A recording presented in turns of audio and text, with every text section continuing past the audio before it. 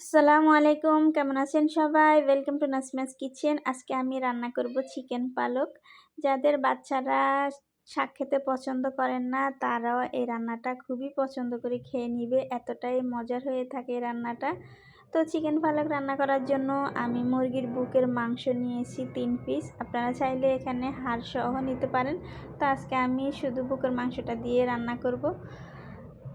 আর এদিকে আমি 3 আটি নিয়েছি পালং শাক। শাকটাকে আমি পরিষ্কার করে ধুয়ে ছোট করে কেটে নিয়েছি। দেখে বুঝতে পারছেন কতটা ছোট করে কেটে নিয়েছি। তারপর আমি অল্প পরিমাণে এখানে পানি দিয়ে নিয়েছি। এখন আমি শাকটাকে সিদ্ধ হওয়ার জন্য বসিয়ে দিয়েছি। তো এদিকে শাকটা সিদ্ধ হতে থাকবে আর ওদিকে আমি মাংসটা রান্না করব। রান্না করার জন্য চুলায় হাঁড়ি বসিয়ে দিয়েছি পরিমাণ মতো তেল আর হাফ কাপ দিয়েছি পেঁয়াজ কুচি। পেঁয়াজটাকে একটু ভেজে নেওয়ার পরে দিয়েছি 3টা টমেটো কুচি। তো টমেটোটাকেও আমি ভেজে নিয়েছি। ভাজা হয়ে যাওয়ার পরে দিয়েছি 1 টেবিল চামচ করে আদা রসুন বাটা।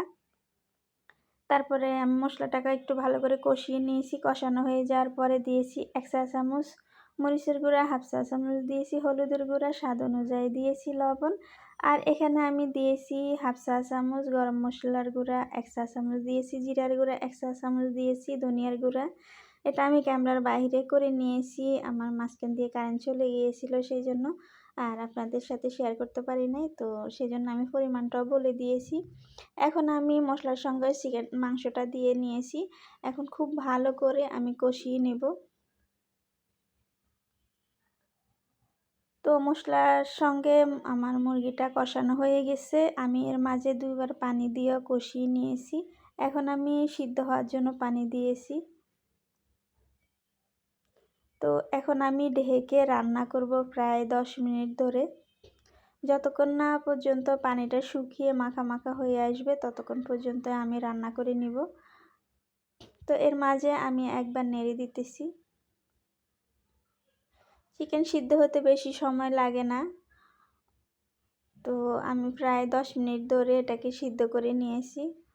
তো এই তো আমার চিকেনটা রান্না হয়ে গেছে আর এদিকে আমার শাকটাও সিদ্ধ হয়ে গেছে, পানিটাও শুকিয়ে আসছে। এখন আমি চিকেনের সঙ্গে শাকটা ঢেলে দিব। ঢেলে দেওয়ার পরে দিয়েছি এখানে আমি 2টো কাঁচামরিচ, ফ্লেভারের জন্য কাঁচামরিচ দিয়েছি, মাঝখান থেকে একটু ফেলে দিয়েছি। এখন আমি দমে রেখে দিব 10 মিনিট ধরে। বাস আমার রান্নাটা হয়ে গেছে। আপনারা এভাবে বাসায় বানিয়ে খাবেন আর আমাকে কমেন্টে জানাবেন কেমন হয়েছে। ভিডিওটা ভালো লাগলে একটা লাইক কমেন্ট শেয়ার করে দিবেন। আল্লাহ হাফেজ।